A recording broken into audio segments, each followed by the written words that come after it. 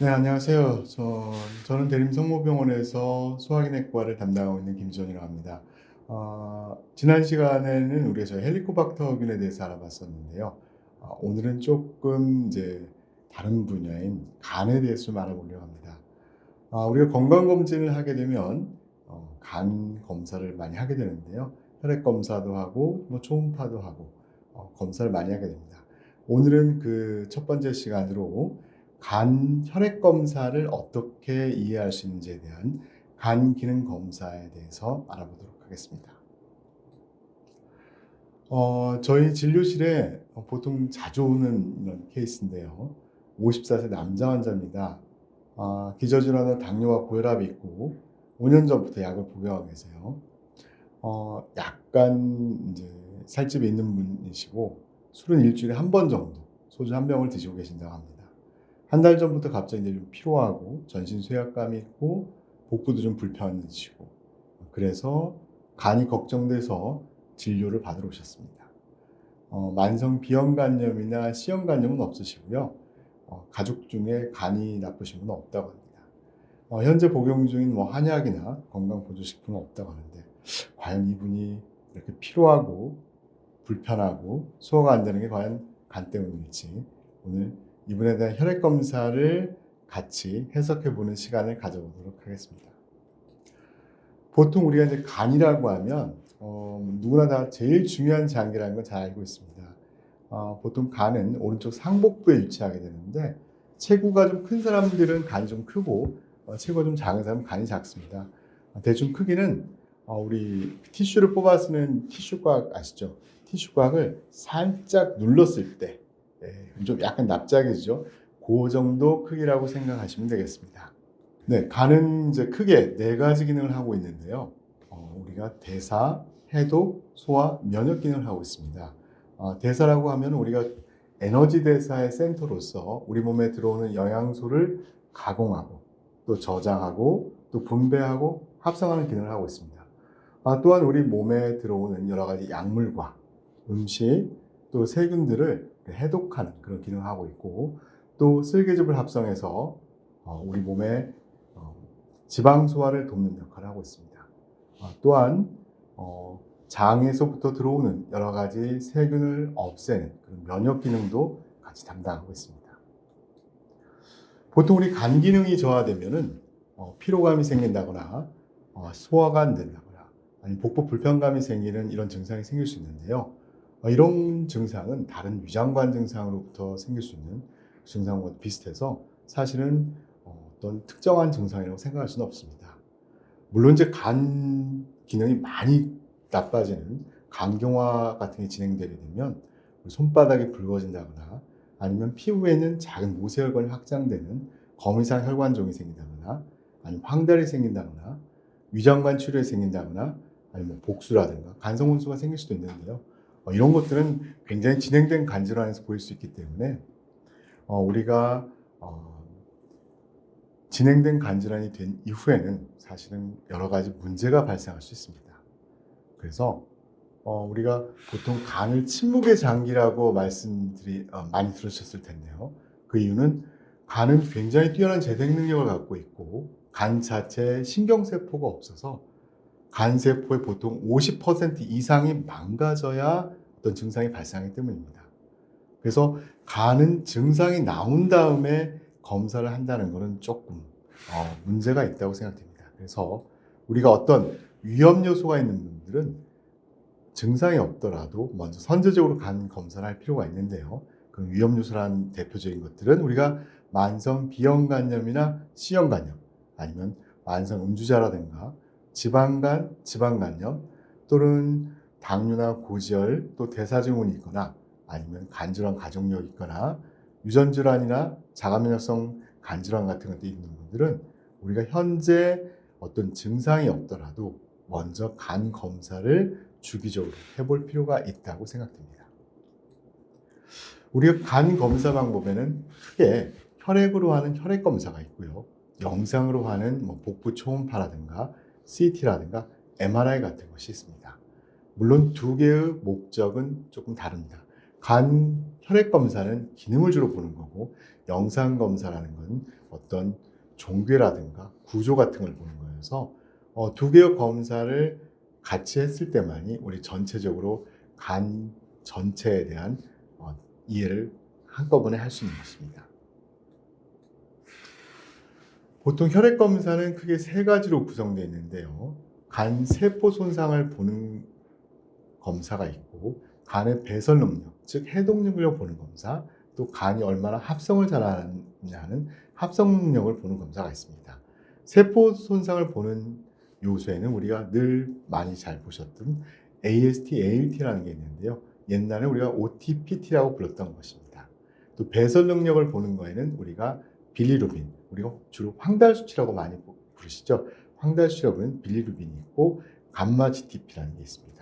또는 합성 능력을 보는 거에는 우리가 알부민과 간 기능 검사에 들어가 있지는 않지만 PT라는 우리 응고인자 수치가 있습니다.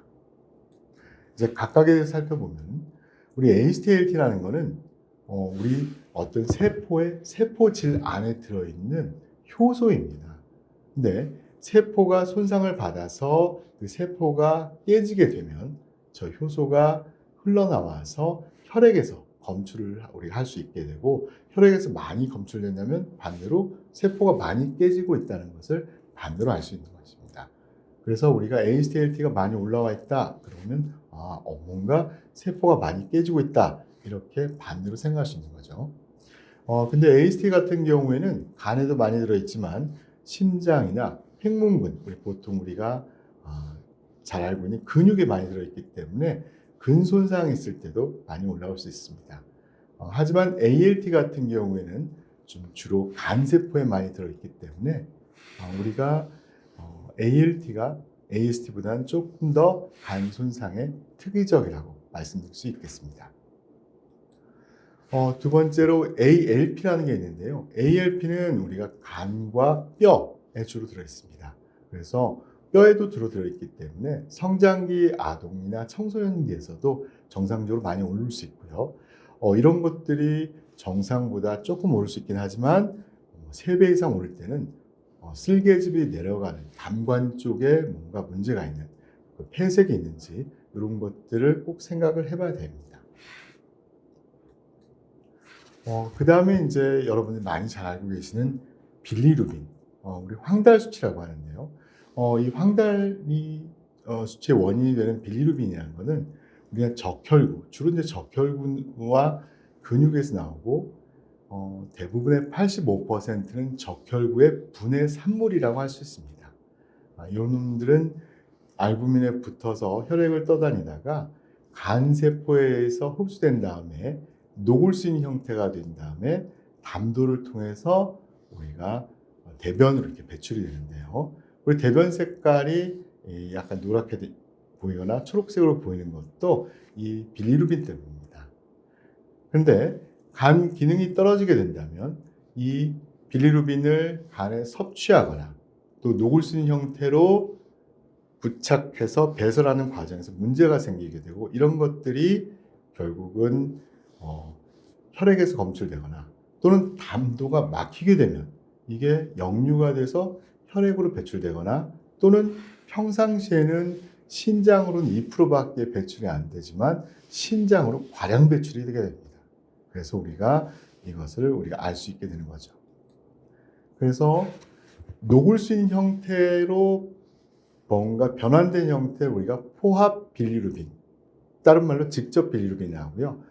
일단 녹기 전의 형태, 물에 녹기 전의 형태를 비포합 빌리루빈이라고 부릅니다. 그래서 이 두 가지를 우리 혈액 검사에서 구분할 수 있는데, 이걸 구분하는 이유는 이걸 통해서 우리가 원인 질환을 어느 정도 감별할 수 있기 때문입니다. 비포합 빌리루빈이 높아진 경우에는 우리가 혈액이 막 녹는 용혈성 빈혈이 조금 높아질 수 있고요.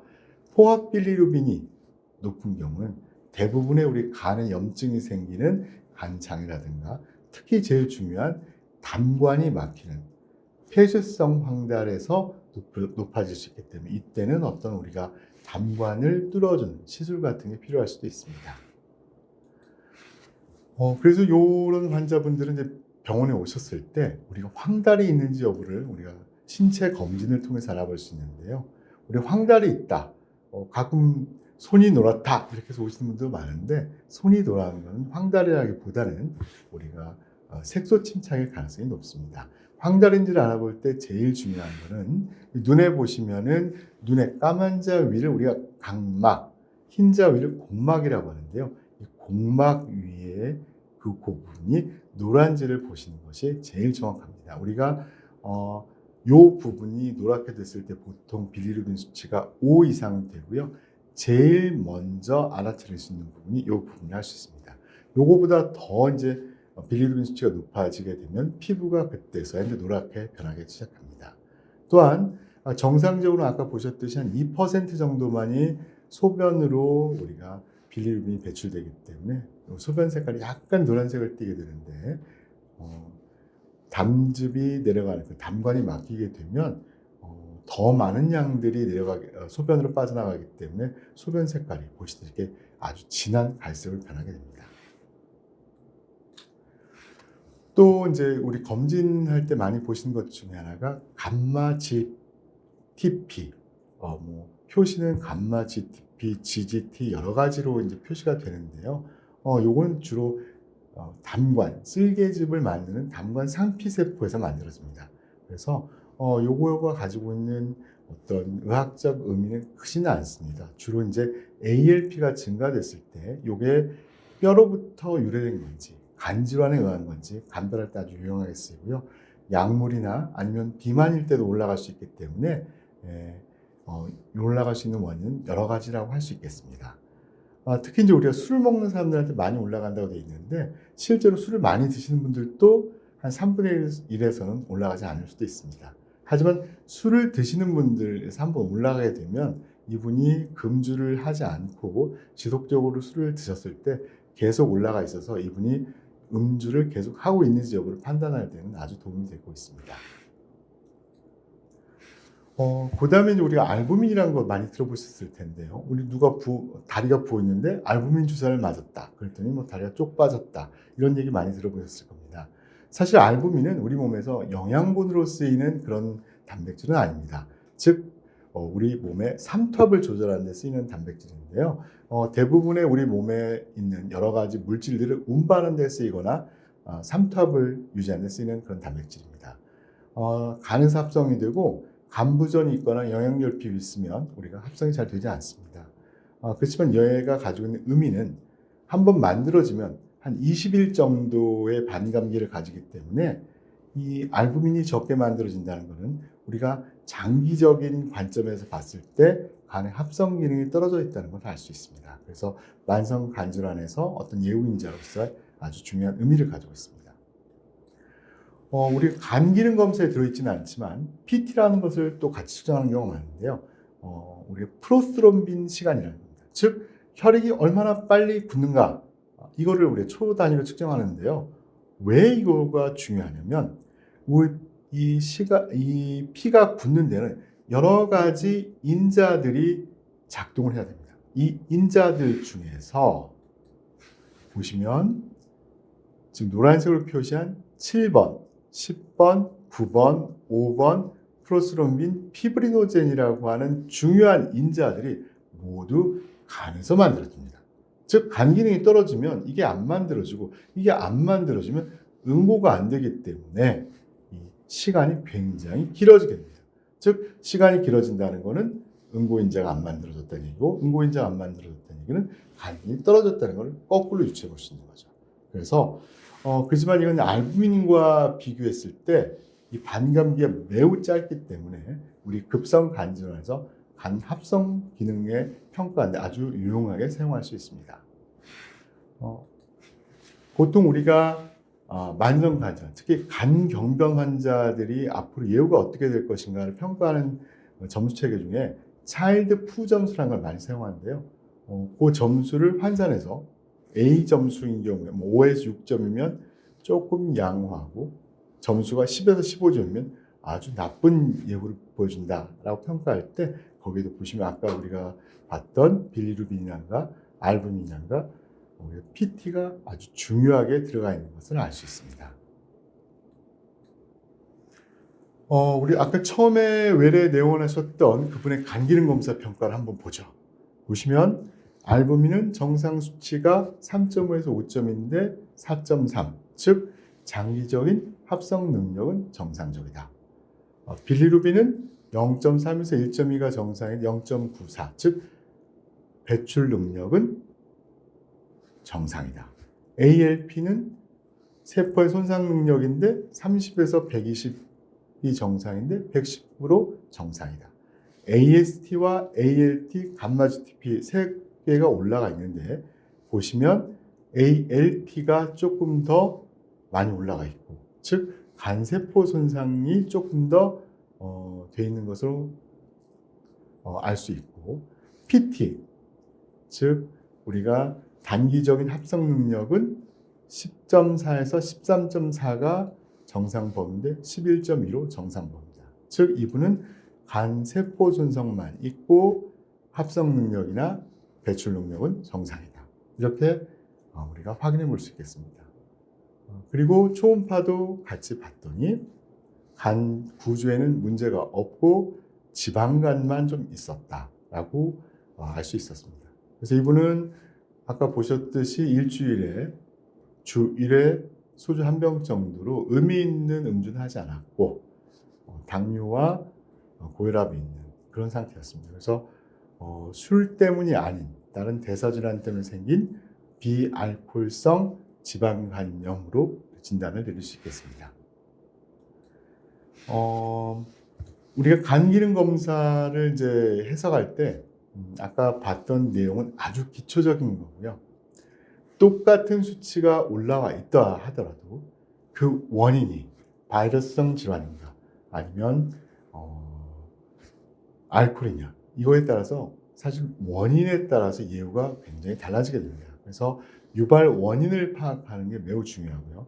두 번째로 똑같은 바이러스성 간염이라 하더라도 초기에는 AST/ALT가 더 많이 올라갔다가 중간에는 빌리루빈이 많이 올라가고 마지막에는 PT가 더 길어진다든지 이렇게 시간에 따라서 수치의 변화가 달라질 수도 있습니다. 그래서 이 수치 변화 양상이 어떻게 변화하는지 아는 것도 매우 중요합니다.